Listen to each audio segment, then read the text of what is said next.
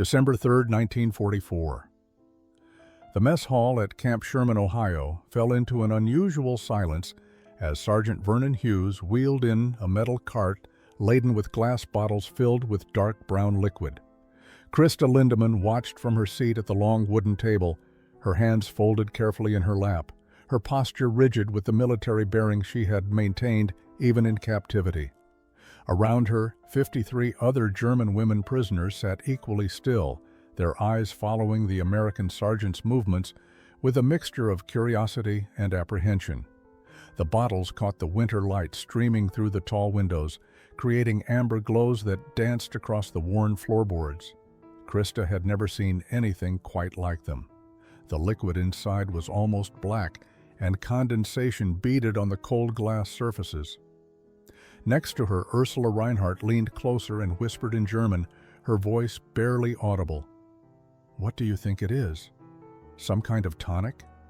Krista shook her head slightly, not wanting to draw attention from the American guards stationed along the walls.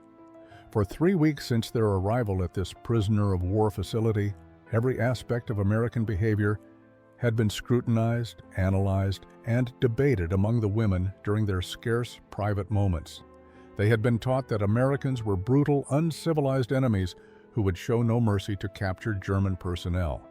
Yet nothing in their experience so far had matched those warnings. Sergeant Hughes began distributing the bottles, placing one before each woman with a careful gentleness that seemed incongruous with his imposing frame. When he reached Krista's table, he set down 5 bottles and spoke in his slow, deliberate English. "Coca-Cola. You're gonna love it." He demonstrated opening one with a metal opener attached to the cart, and the sharp hiss of escaping carbonation made several women flinch. Gudrun Sommer, sitting across from Krista, stared at her bottle as if it might explode. "Is it medicine?" she asked in halting English, one of the few phrases she had learned. Her face showed genuine concern. In Germany, such careful distribution of identical bottles to groups of people had always meant medical treatment, inoculations, or vitamin supplements during the war years. Sergeant Hughes smiled, though the expression seemed tinged with something Krista would later recognize as amusement mixed with compassion. "No, ma'am, it's just a drink. A soda pop. For enjoyment." But the concept seemed foreign to women who had spent years in a country where every resource was rationed, where enjoyment had become a luxury no one could afford. Krista lifted her bottle carefully, feeling its weight, its coldness. Through the dark glass, she could see bubbles rising continuously, as if the liquid were alive. Lieselotte Weber, the youngest among them at 19 years old, asked the question they were all thinking. Why would they give us something for enjoyment? We are prisoners. Captain Evelyn Pritchard, who had been observing from the doorway, stepped forward. Her uniform was crisp, her expression unreadable. "Because," she said simply, "you're still human beings." The words hung in the air like a challenge to everything the German women had been taught about their captors. November 9th, 1944. The transport truck rumbled through the gates of Camp Sherman as the first snow of winter began to fall across the Ohio countryside.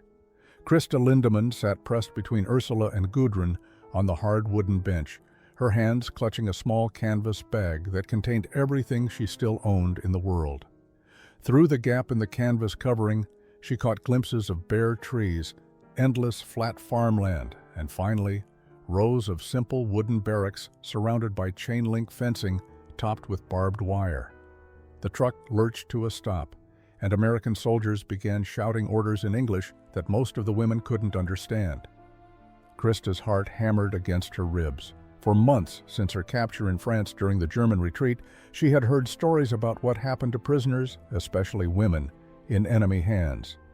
The propaganda films she had watched in Berlin showed American soldiers as savage monsters who took pleasure in cruelty. Now, stepping down from the truck onto frozen ground, she braced herself for whatever brutality awaited. Instead, she found Captain Evelyn Pritchard standing at attention, her face stern but not cruel. The captain was younger than Krista had expected, perhaps in her early 30s, with dark hair pulled back in a tight regulation bun. She surveyed the 54 German women with an expression that Krista couldn't quite read. It wasn't hatred, it wasn't disgust. It was something closer to weary determination, as if the captain had been given an impossible task and intended to see it through regardless. "Welcome to Camp Sherman," Captain Pritchard said through a translator, a German-American corporal who spoke both languages fluently. "You will be treated in accordance with the Geneva Convention. You will be given food, shelter, medical care, and protection. In return, we expect your cooperation and compliance with camp regulations." The words sounded rehearsed, official, but there was something in the captain's tone that suggested she meant them sincerely. The women were led to Barracks 7, a long wooden structure with rows of metal cots, thin mattresses, and gray wool blankets folded at the foot of each bed. It was sparse, cold, and institutional, but it was also clean and orderly. Dorothea Schult, who had worked as an administrative clerk in the German Women's Auxiliary Corps, walked slowly between the rows of beds, running her hand along the metal frames. "This is better than what we had in France," she murmured in German, her voice filled with confusion. "Why would they give us such decent quarters?" Ursula dropped her bag on a cot near the window and sat down heavily. "It's a trick," she said, though her voice lacked conviction. "They want us to trust them before they show their true nature." But even as she spoke, Krista noticed the way Ursula's fingers traced the thickness of the blanket, testing its warmth, her face betraying relief despite her words. That first night, 54 German women lay in their American prison beds, listening to the unfamiliar sounds of a foreign country, wondering what morning would bring, and trying desperately not to hope that perhaps, just perhaps, they had been wrong about everything. The first morning at Camp Sherman arrived with bitter cold and a thin layer of ice coating the barracks windows. Krista woke before dawn, her body still conditioned to military schedules, and lay quietly watching the darkness fade to gray. Around her, other women stirred, coughing softly, whispering prayers in German, or simply staring at the ceiling with hollow eyes that spoke of sleepless nights. At 6 o'clock precisely, Corporal Beatrice Thornton entered the barracks carrying a large metal pot and a stack of tin cups. She was a stocky woman with kind eyes and graying hair pulled back under her military cap. "Good morning, ladies," she said in English, then repeated in broken German, "Guten Morgen." She began pouring hot coffee, moving from cot to cot, offering each woman a cup with a small nod. Krista accepted her cup with trembling hands, more from cold than fear. The coffee was weak but hot, and she wrapped her fingers around the tin, letting the warmth seep into her skin. Across from her, Lieselotte stared at her cup with wide eyes, as if unable to believe that an American soldier would serve her anything, much less hot coffee on a freezing morning. Breakfast came an hour later in the mess hall. Sergeant Vernon Hughes oversaw the food distribution with an efficiency that impressed even Krista, who had worked in German military logistics. The meal consisted of oatmeal with brown sugar, toast with butter, and more coffee. The portions were generous, far more than what they had received during the final months in German service when supplies had dwindled to almost nothing. Gudrun ate slowly, savoring each bite as if she couldn't quite believe it was real. "In France, we were eating potato soup with no potatoes," she whispered to Krista. "Just brown water and hope." Her hands shook slightly as she spread butter on her toast, the yellow richness almost obscene in its abundance. But it was Private Curtis Brennan who made the first real breakthrough. He was young, perhaps 22 years old, with red hair and a face full of freckles that made him look even younger. During the afternoon work assignments, he noticed Dorothea struggling to carry a heavy basket of laundry, her slight frame barely managing the weight. Without a word, he stepped forward and took the basket from her hands, carrying it to the washing station himself. Dorothea stood frozen, watching him walk. Away when he returned, she managed to stammer in English, "Thank you." He smiled and replied, "You're welcome, ma'am." with such genuine courtesy that tears suddenly filled her eyes. That evening, as the women gathered in their barracks, Dorothea told the others what had happened. "He called me ma'am," she said quietly, "like I was someone worthy of respect, not a prisoner, not an enemy, just a person." It was a small thing, a tiny gesture in the vast machinery of war, but for 54 German women, it was the first crack in everything they had been taught to believe. The Coca-Cola sat before them like a mystery waiting to be solved. Krista lifted her bottle carefully, examining it in the pale December light. The label was red and white, covered in elaborate English script that she couldn't fully decipher. The carbonation continued its restless dance inside the dark liquid, and she could smell something sweet and unfamiliar when she brought the opening closer to her nose. "It smells like medicine," Ursula declared, her medical training making her suspicious of anything that looked pharmaceutical. "Perhaps it's a stimulant of some kind. I've heard Americans have access to compounds we don't." She held her bottle at arm's length, as if proximity alone might reveal its secrets. Gudrun disagreed, her voice hushed and conspiratorial. "I think it's a test, to see if we'll drink something without knowing what it is, to see if we trust them." Her paranoia wasn't entirely unfounded. Trust was a luxury none of them could afford, even after 3 weeks of unexpectedly decent treatment. Sergeant Hughes had returned to the front of the mess hall, watching their reactions with barely concealed amusement. He opened his own bottle and took a long drink, clearly trying to demonstrate that the beverage was safe. "It's just Coca-Cola," he said again, speaking slowly. "Every American drinks it. Kids, soldiers, everybody. It's like, it's like water, but better." Krista made her decision. Someone had to be first, and she had always been the one willing to take risks.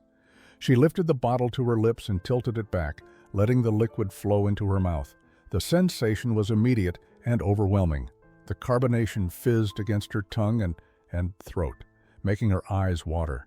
The sweetness was almost shocking, far more intense than anything she had tasted in years. Underneath it all was a complex flavor she couldn't identify, something that tasted vaguely of herbs and spices, dark and mysterious and wholly American. She swallowed and gasped, not from disgust but from sheer surprise. "It's sweet," she managed to say in German. "Very sweet, and it tingles." The carbonation was still making her throat feel strange, but not unpleasant. Just startlingly different. Encouraged by Krista's survival, others began to drink. Lieselotte took a tiny sip and immediately started giggling, the bubbles making her nose tickle. Dorothea drank more boldly and declared, "It tasted like liquid celebration," though she couldn't explain what she meant by that. Ursula remained skeptical even as she drank, insisting that the caffeine content was probably significant and they should monitor themselves for increased heart rates.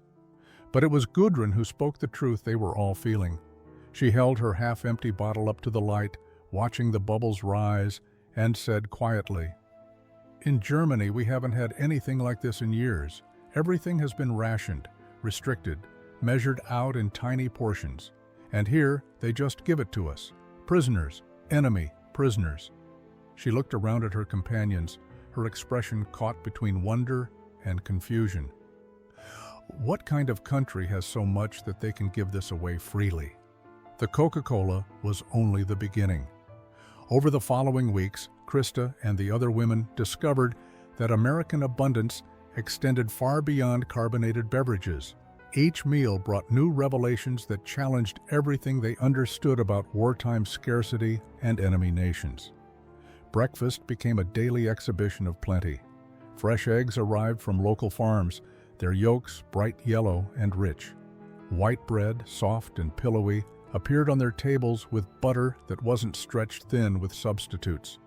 Corporal Beatrice Thornton explained through gestures and simple words that this was normal food, everyday fare that regular Americans ate without thinking twice about it. Krista found herself eating slowly, deliberately, trying to memorize the taste of real coffee with actual cream, the texture of bacon that wasn't more fat than meat. In Hamburg, during her last year before joining the Women's Auxiliary Corps, breakfast had consisted of ersatz coffee made from roasted grains and a single slice of dark bread, if she was lucky. Her mother had learned to make soup from potato peels and to stretch a single egg across 4 people. The disconnect was profound and troubling. If America had this much food, this much of everything, what chance had Germany ever stood in winning the war?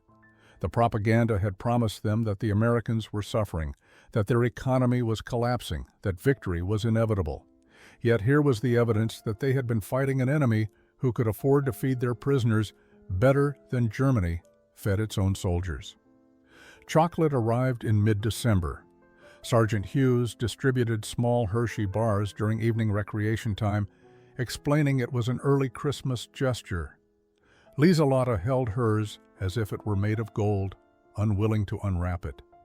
When she finally did, breaking off a small square and placing it on her tongue, she closed her eyes and tears rolled down her cheeks. "I forgot," she whispered. "I forgot what chocolate tastes like." The sweetness became a language of its own. Private Curtis Brennan brought them candy canes one afternoon, striped red and white, shaped like shepherd's crooks. He demonstrated how to suck on them slowly, letting the peppermint flavor last. Dorothea laughed for the first time since her capture, delighted by the way the candy made her tongue tingle. Fresh fruit was perhaps the most shocking luxury. Apples appeared at lunch, crisp and red, without a single bruise or wormhole.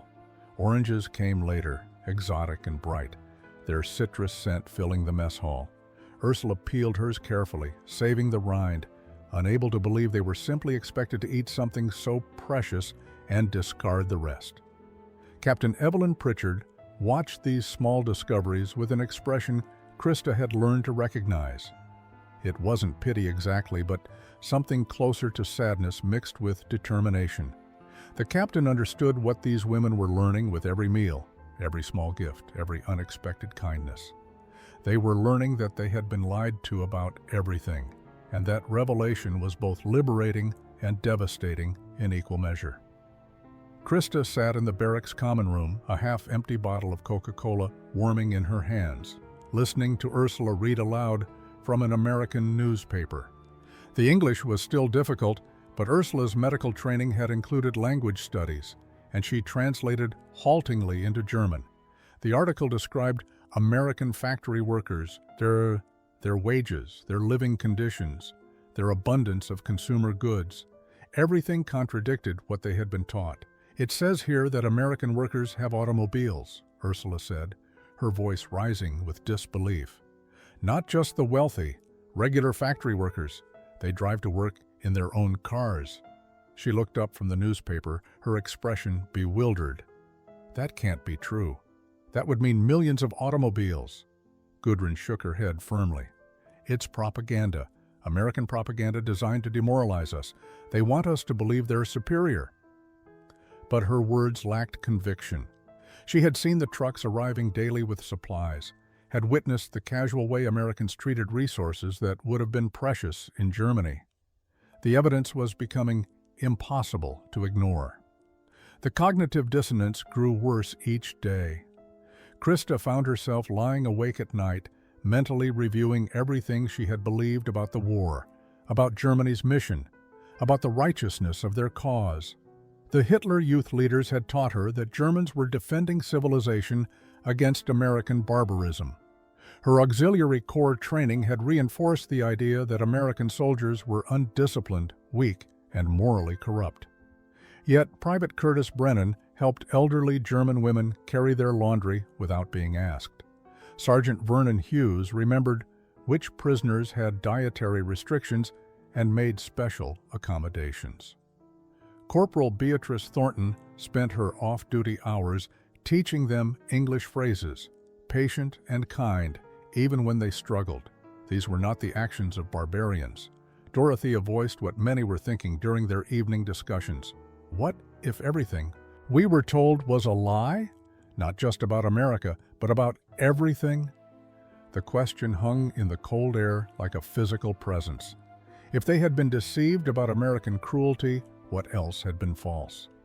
the promised victories, the righteous cause, the inevitable triumph of the Reich? Lieselotte, the youngest, struggled most visibly with the contradiction. She had joined the Women's Auxiliary Corps with genuine idealism, believing she was serving a noble purpose. Now she sat at meals pushing food around her plate, eating mechanically, her eyes distant. "My brother died at Stalingrad," she said one evening. "They told us he died for Germany's future, for our survival. But if America has all this, if they were never the threat we were told about, then what did he die for?" No one had an answer. Krista reached across and squeezed Lieselotte's hand, offering comfort she didn't feel herself. They were all grappling with the same terrible realization. They had served a lie. They had believed in a cause built on deception. And now, in this American prison camp, surrounded by unexpected kindness and unimaginable abundance, they were being forced to confront the ruins of everything they had once held true. January 12, 1945. Dr. Milton Chambers entered the barracks common room carrying a stack of newspapers and magazines, his expression grave. He was a quiet man, methodical in his work at the camp infirmary, and he rarely involved himself in matters beyond medical care. But today he had requested permission from Captain Pritchard to speak with the German women, and his presence signaled something significant. "Ladies," he began, waiting for Ursula to translate, "I need to show you something. It's not easy, but I believe you have the right to know what's being discovered in Germany." He spread the publications across the table. The photographs were grainy but clear enough, images of emaciated bodies, of skeletal survivors behind barbed wire, of mass graves and crematorium ovens. Krista stared at the photographs, her mind refusing to process what her eyes were seeing. The captions mentioned names she had never heard before. Bergen-Belsen, Dachau, Buchenwald, places that apparently existed in Germany, places where unspeakable things had happened while she was serving her country, believing she was part of something honorable. "This isn't real," Gudrun whispered, but her voice shook. "This is fabricated, Allied propaganda to justify their invasion." She looked around desperately, seeking agreement, needing someone to confirm that these images were false, but no one spoke. The photographs were too detailed, too numerous, too horrifyingly consistent to be fabrications. Ursula, with her medical training, examined the images with clinical attention. Her hands trembled as she held a magazine showing doctors conducting experiments. "These are medical facilities," she said slowly. "German medical facilities, and they were doing this to prisoners, to people." Her voice broke on the last word. She set down the magazine and walked quickly to the corner of the room, pressing her forehead against the cold wall. Dr. Chambers spoke again, his voice gentle but firm. "I'm showing you this because I believe you didn't know. Most German citizens didn't know. But ignorance doesn't erase what happened. The question now is what you do with this knowledge." He gathered the publications carefully, as if they were sacred objects bearing terrible witness. "I'll leave these here if you want to read more. I'm sorry. I know this changes everything." After he left, the 54 women sat in stunned silence. Lieselotte began crying quietly, her shoulders shaking. Dorothea stared at her hands as if she could see blood on them. Krista felt something breaking inside her chest, a foundation crumbling that she hadn't known existed until it was gone. "We wore the uniform," she said finally. "We served the regime that did this. We took oaths. We believed." She looked around at her companions, seeing her own anguish reflected in their faces. "How do we live with that? How do we carry this knowledge?" Gudrun had returned to the table and was reading one of the articles, tears streaming down her face. "We were so certain," she whispered. "So absolutely certain we were right." The certainty was gone now, replaced by a horror and shame that would follow them forever. The weeks following the revelation were the darkest any of them had experienced, darker even than their capture or imprisonment. But gradually, unexpectedly, it was the small rituals of daily life that began to pull them back from despair. And often those rituals involved Coca-Cola. Sergeant Vernon Hughes had noticed the change in the women, the way they moved through their days like ghosts, barely speaking, barely eating. He couldn't fix what they had learned about their country, but he understood the strange healing power of ordinary moments. So he began a new tradition. Every afternoon at 3 o'clock, he would wheel out the metal cart with ice-cold Coca-Cola bottles, and he would sit with them while they drank. At first, the women accepted the bottles mechanically, without the wonder they had shown before. But Sergeant Hughes persisted. He told them stories about his hometown in Texas, about his nephews who collected bottle caps, about how his grandmother claimed Coca-Cola could cure any ailment from upset stomachs to broken hearts. He didn't require them to respond. He simply talked, filling the silence with ordinary human connection. Private Curtis Brennan joined these afternoon sessions, bringing his harmonica. He played simple tunes, folk songs, and popular melodies that needed no translation. Lieselota was the first to respond, humming along quietly to a melody she recognized. Then Dorothea began tapping her foot, small signs of life returning. Corporal Beatrice Thornton brought her knitting one afternoon and taught interested women how to create proper American-style patterns. As their hands worked the needles, conversations began to flow more naturally. They talked about their families, their homes before the war, their hopes and fears. Thornton shared stories about her own immigrant grandmother who had come to America from Ireland with nothing, how she had built a life from scratch in a foreign land. Mrs. Florence Hargrove arrived each Sunday as part of the church outreach program. She was a widow whose son had been killed at Normandy, yet she came faithfully to sit with these German women, to share their Coca-Cola, to listen to their struggles. When Krista finally worked up the courage to express her shame about what Germany had done, Mrs. Hargrove took her hand and said something that changed everything. "Guilt is what you feel when you've done something wrong," she said through Ursula's translation. "Shame is what you feel about who you are. You can carry guilt and work to make amends, but shame will destroy you from the inside." She squeezed Krista's hand tighter. "You didn't build those camps. You didn't know they existed. But now you know, and you get to choose what kind of person you become with that knowledge." The Coca-Cola bottles became symbols of these moments of connection. When Gudrun struggled with nightmares about the photographs she had seen, Sergeant Hughes would sit with her in the middle of the night, sharing a warm bottle and talking about nothing important until dawn came. When Ursula withdrew into silence, Corporal Thornton would bring 2 bottles and sit beside her until she was ready to speak. May 7th, 1945. The war in Europe was over. Germany had surrendered unconditionally, and across America, celebrations erupted in streets and town squares. At Camp Sherman, the news arrived with less fanfare but equal finality. For the 54 German women prisoners, the end of the war meant something both hoped for and dreaded. It meant they would soon face the question of where they belonged. Colonel Raymond Fairchild arrived from Washington 2 weeks later to oversee repatriation procedures. He was a stern man, efficient and by the book, but not unkind. He gathered all the women in the mess hall and explained through an interpreter that transportation would be arranged within the month. They would be processed through displaced persons camps in Europe before being released to return to whatever remained of their homes. Krista sat listening to his words, a bottle of Coca-Cola growing warm between her palms. Return home. The phrase should have filled her with joy, with relief, with hope. Instead, she felt only dread. What was she returning to? Hamburg had been bombed repeatedly.